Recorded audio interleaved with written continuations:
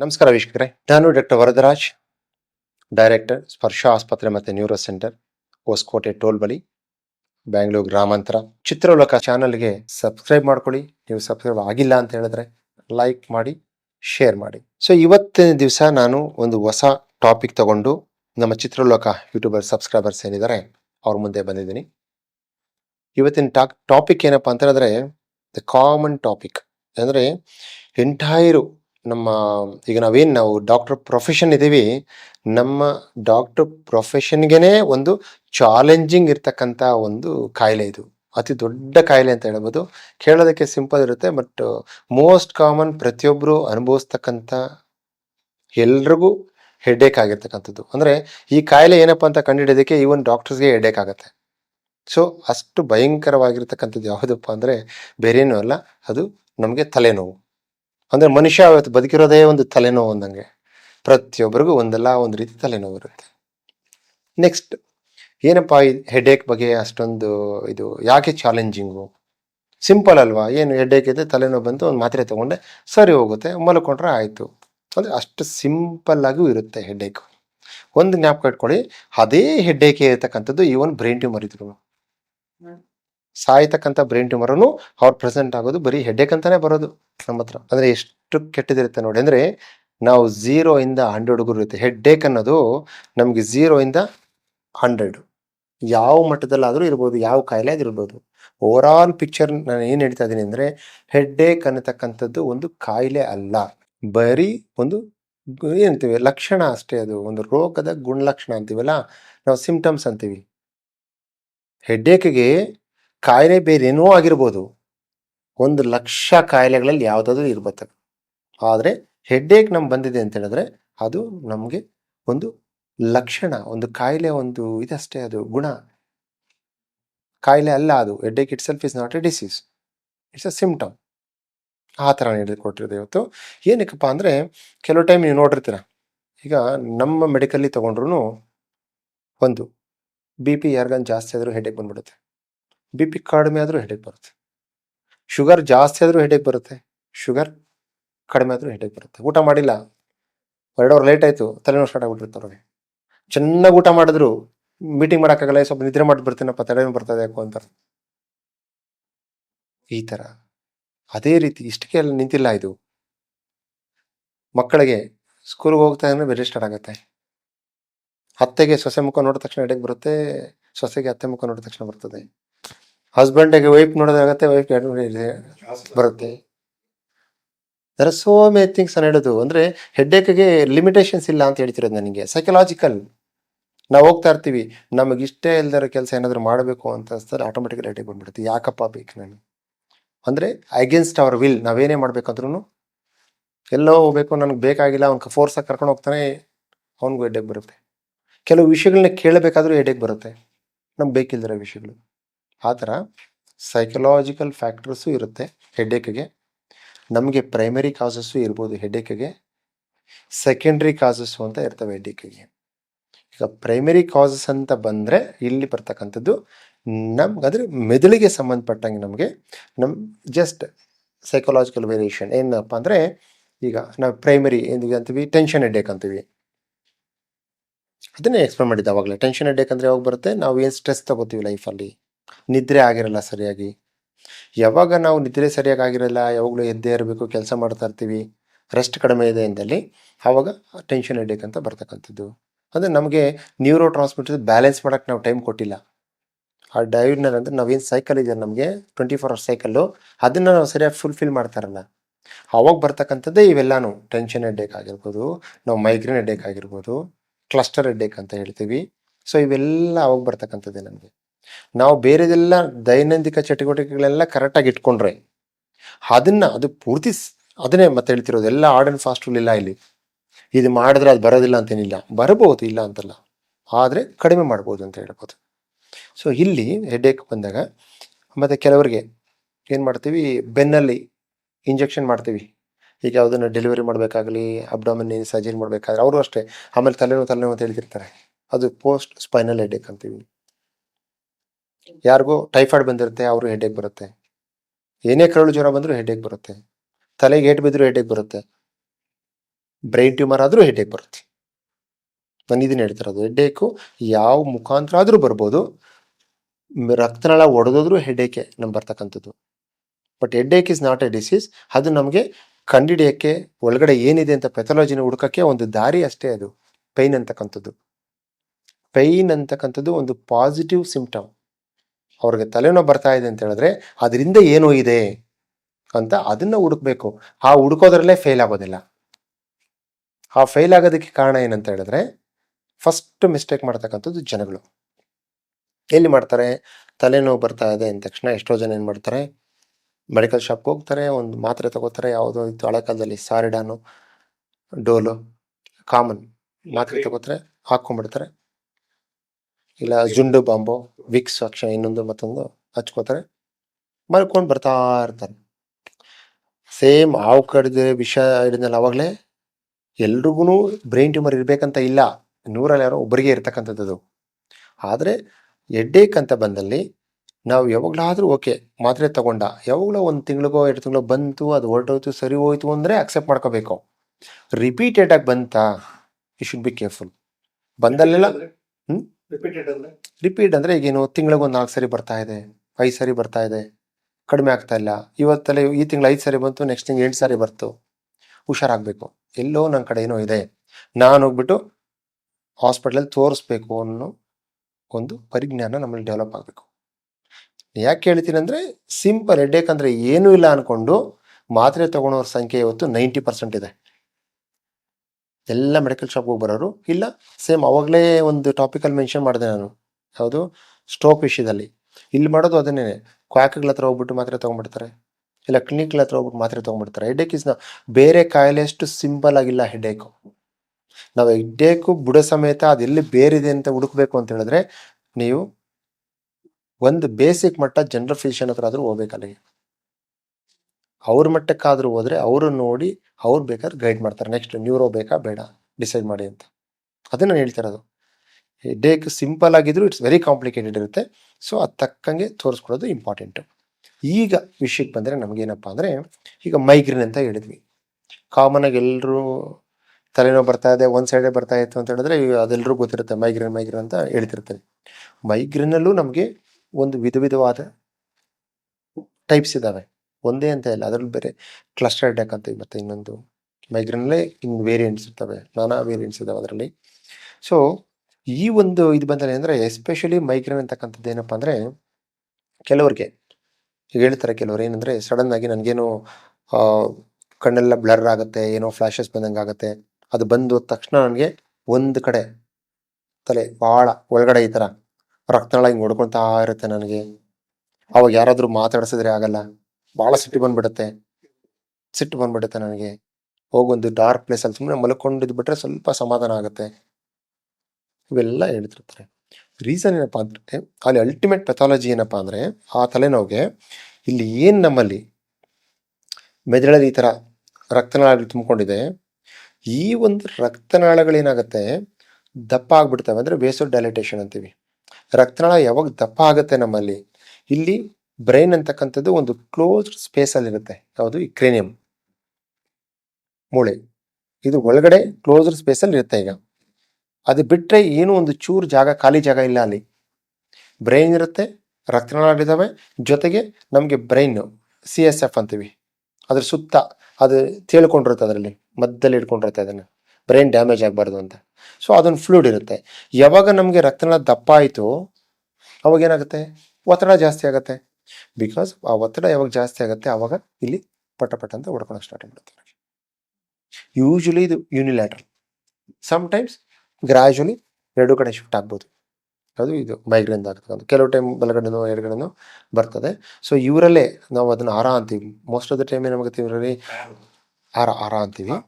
ಅದೇನೆಂದರೆ, ಇದ್ದಕ್ಕಿದ್ದಂಗೆ ಏನಾಗ್ಬಿಡುತ್ತೆ, ಕೆಲವರಿಗೆ ಫ್ಲಾಶಸ್ ಆಫ್ ಲೈಟ್ ಬಂದಂಗೆ ಆಗೋದು, ಯಾರೋ ಕರೆದಂಗೆ ಆಗೋದು, ಏನೋ ಸೌಂಡ್ ಬಂದಂಗೆ ಆಗೋದು, ಇವೆಲ್ಲ ಅದರಲ್ಲಿ ಸೈಕಲಾಜಿಕಲ್ ಎಫೆಕ್ಟ್ ಅವೆಲ್ಲಾನು. ಇಮ್ಯಾಜಿನಿ ಹಾಲುಸಿನೇಷನ್ಸ್ ಅಂತೀವಲ್ಲ, ಸೊ ಆ ಟೈಪ್ ಬರ್ತಕ್ಕಂಥದ್ದು ಇದಕ್ಕೇನೆ. ಸೊ ಎಷ್ಟು ಪೇಯ್ನ್ ಇರುತ್ತೆ ಅಂದರೆ, ಜಸ್ಟ್ ಲೈಕ್ ಹೊಡೆದಂಗೆ ಇಂಟಾಲರಬಲ್ ಪೇಯ್ನ್ ಅವೆಲ್ಲ ಇದರಲ್ಲಿ. ಇದಕ್ಕಿಂತ ಇನ್ನೂ ಸ್ವಲ್ಪ ಅಗ್ರೆಸಿವ್ ಅಂತ ಹೇಳಿದ್ರೆ ಕ್ಲಸ್ಟರ್ ಹೆಡ್ಡೇಕು. ಅದೇನಾಗ್ಬಿಡುತ್ತೆ, ಇನ್ನೂ ಕಣ್ಣು ಗುಡ್ಡೆ ಎಲ್ಲ ನೋವು ಬಂದ್ಬಿಡುತ್ತೆ ಅವ್ರಿಗೆ, ಎಸ್ಪೆಷಲಿ ಒಳಗಡೆ ಅವ್ರ ಕಣ್ಣು ಆ ಕಡೆ ಈ ಕಡೆ ಆಡ್ಸೋಕ್ಕೆ ಬರೋದಿಲ್ಲ, ಭಾಳ ಪೇಯ್ನ್ ಆಗ್ಬಿಡುತ್ತೆ ಅವರಿಗೆಲ್ಲ. ಸೊ ಅದಿತ್ತು ಅಂದರೆ ಕಷ್ಟ. ಅದು ಯೂಶ್ವಲಿ ಮೇಲ್ ಸ್ವಲ್ಪ ಕಾಮನ್. ಅದು ಮೈಗ್ರೇನ್ ಅಂತಕ್ಕಂಥದ್ದು ಫೀಮೇಲ್ಸ್ ಸ್ವಲ್ಪ ಕಾಮನ್ ಇರುತ್ತೆ. ಸೊ ಇದು ಬರ್ತಕ್ಕಂಥದ್ದು.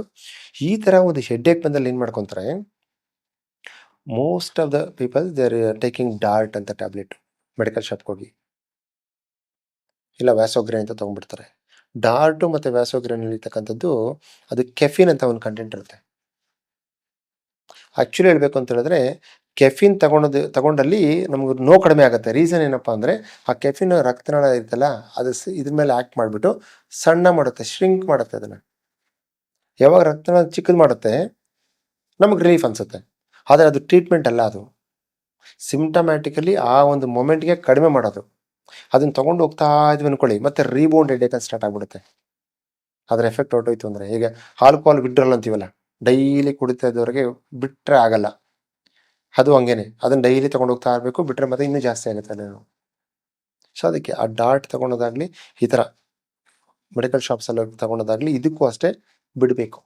ಅದು ಪರ್ಮನೆಂಟ್ ಕ್ಯೂರ್ ಅಲ್ಲ ಮೈಗ್ರೇನ್ಗೆ. ಅದು ನಮಗೆ ಡಾರ್ಟ್ ಮಾತ್ರೆ ಅಂತಕ್ಕಂಥದ್ದು ಟೆಂಪ್ರರಿಗೆ ಅಷ್ಟೇ. ಎಷ್ಟೋ ಜನಕ್ಕೆ ಸ್ವಲ್ಪ ಕಾಫಿ ಕುಡಿದ್ರೆ ರಿಲೀಫ್ ಆಗುತ್ತೆ ಮೈಗ್ರೇನ್ ಬಂದಲ್ಲಿ. ರೀಸನ್ ಅದೇ, ಅದರಲ್ಲಿ ಕೆಫಿನೇ ನಮಗೆ ಕಡಿಮೆ ಮಾಡುತ್ತೆ ಅಷ್ಟೇ, ಅದು ಟ್ರೀಟ್ಮೆಂಟ್ ಅಲ್ಲ. ಸೊ ಅದಕ್ಕೇ ಹೆಡ್ಡೇಕ್ ವಿಷಯ ಬಂದಲ್ಲಿ should go to a good, ಅಂದರೆ ಪ್ರಾಪರ್ ಕನ್ಸಲ್ಟೆಂಟ್ ಹತ್ರ ಹೋಗಬೇಕು.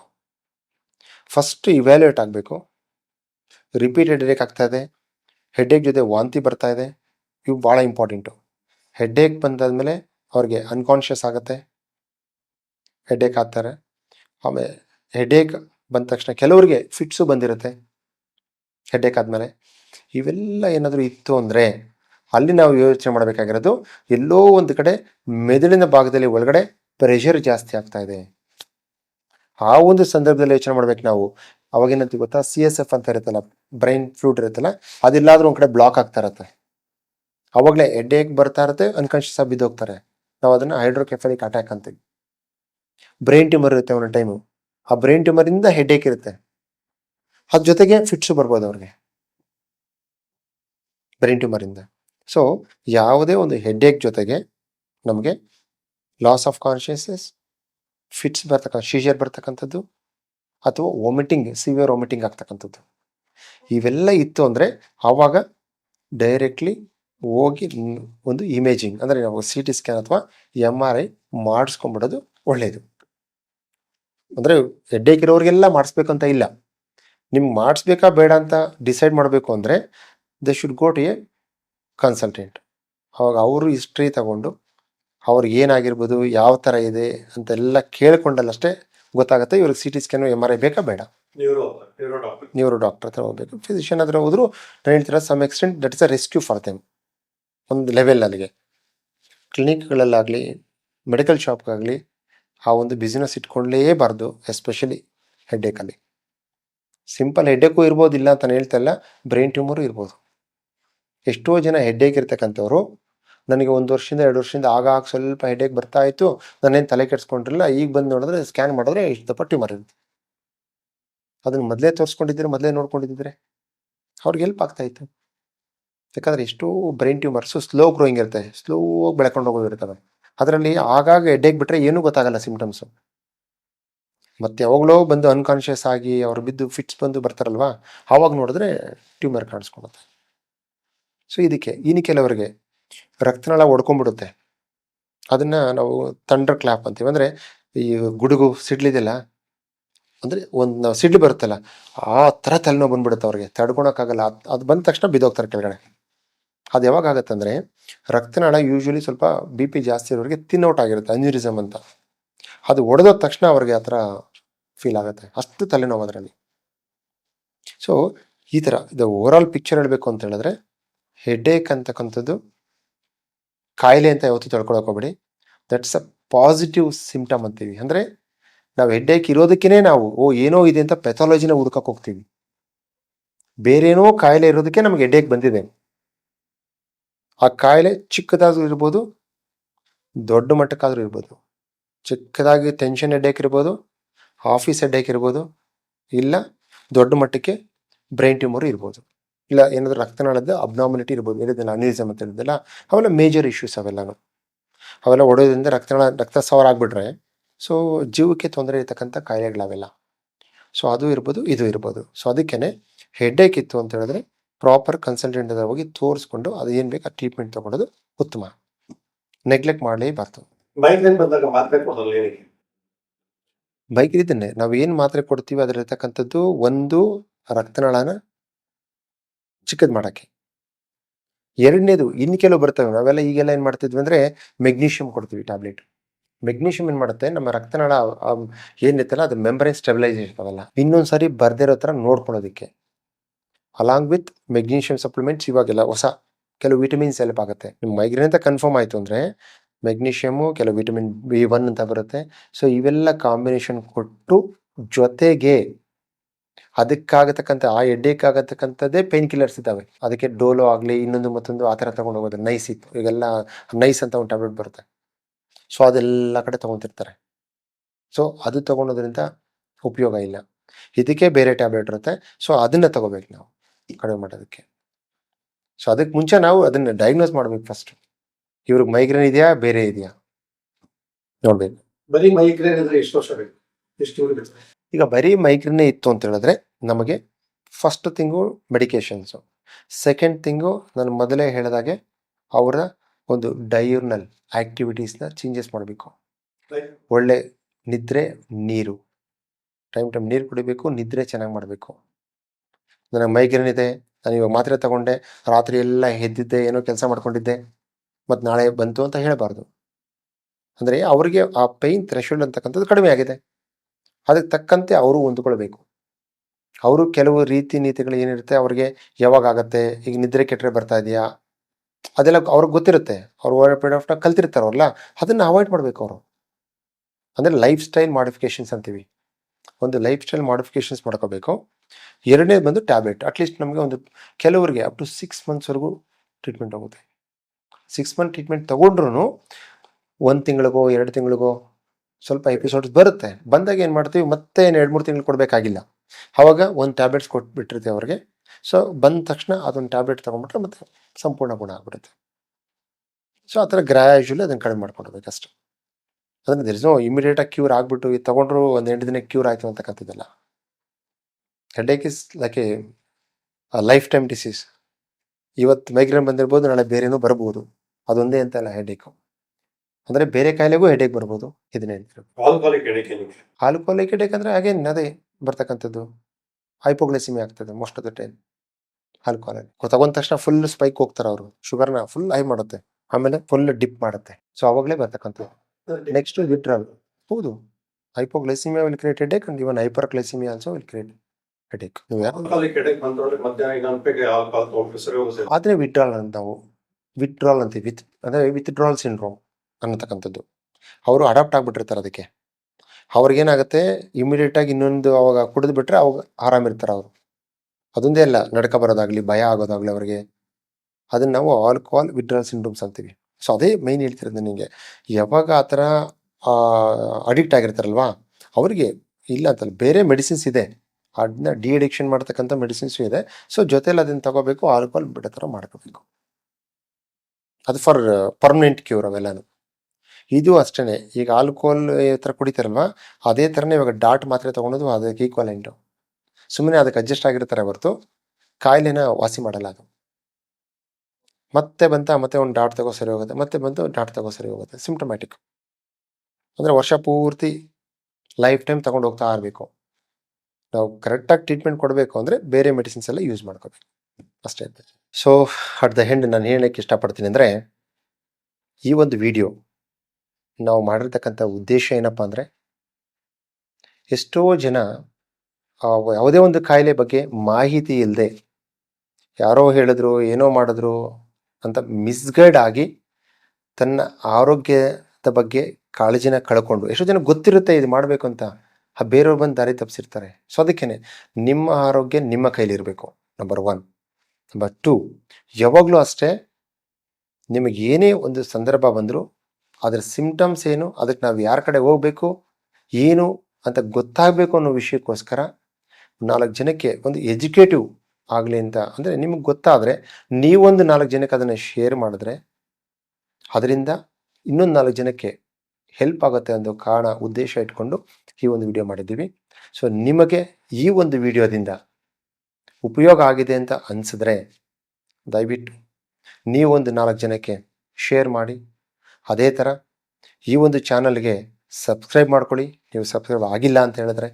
ಏನಕ್ಕಂದರೆ ಪ್ರತಿ ವಾರ ಈ ಥರದ್ದೊಂದು ಈ ಒಂದು ಚಾನಲ್ ವಿಶೇಷತೆ ಏನಪ್ಪ ಅಂತ ಹೇಳಿದ್ರೆ ಬರೀ ಹೆಲ್ತ್ ಅಂದಿಲ್ಲ, ಇದು ಹೆಲ್ತ್ ಆ್ಯಂಡ್ ಎಂಟರ್ಟೈನ್ಮೆಂಟ್ ಅಂತ. ಈ ಚಾನಲ್ ಬರ್ತಿರ್ತಕ್ಕಂಥದ್ದು ಹೆಲ್ತ್ ಆ್ಯಂಡ್ ಎಂಟರ್ಟೈನ್ಮೆಂಟ್. ಹೆಲ್ತ್ ಎಷ್ಟು ಮುಖ್ಯ, ಎಂಟರ್ಟೈನ್ಮೆಂಟು ಅಷ್ಟೇ ಮುಖ್ಯ.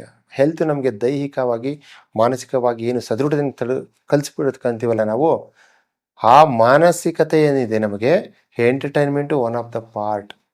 ನೀವು ಮಾನಸಿಕವಾಗಿ ಎಲ್ಲ ಆರೋಗ್ಯಕರವಾಗಿರಬೇಕು ಅನ್ನೋಂಗಿದ್ರೆ ನಿಮಗೆ ಎಂಟರ್ಟೈನ್ಮೆಂಟ್ ಅನ್ನೋದು ಬೇಕೇ ಬೇಕು ಅನುಗುಣವಾಗಿ. ಸೊ ಅದಕ್ಕೆ ಎರಡು ಮಿಕ್ಸ್ ಮಾಡಿ ಹೆಲ್ತ್ ಆ್ಯಂಡ್ ಎಂಟರ್ಟೈನ್ಮೆಂಟ್ಗೋಸ್ಕರ ಮಾಡಿರ್ತಕ್ಕಂಥ ಈ ಒಂದು ಚಾನೆಲ್ನ ಸಬ್ಸ್ಕ್ರೈಬ್ ಮಾಡಿ. ಬರ್ತಕ್ಕಂಥ ಒಂದು ಉಪಯೋಗಕರ ಒಂದು ಮಾಹಿತಿಗಳನ್ನು ಒಂದು 10 ಜನಕ್ಕೆ ಹಂಚ್ಕೊಳ್ಳಿ ಅಂತ ಹೇಳ್ತಾ ಲೈಕ್ ಮಾಡಿ, ಶೇರ್ ಮಾಡಿ.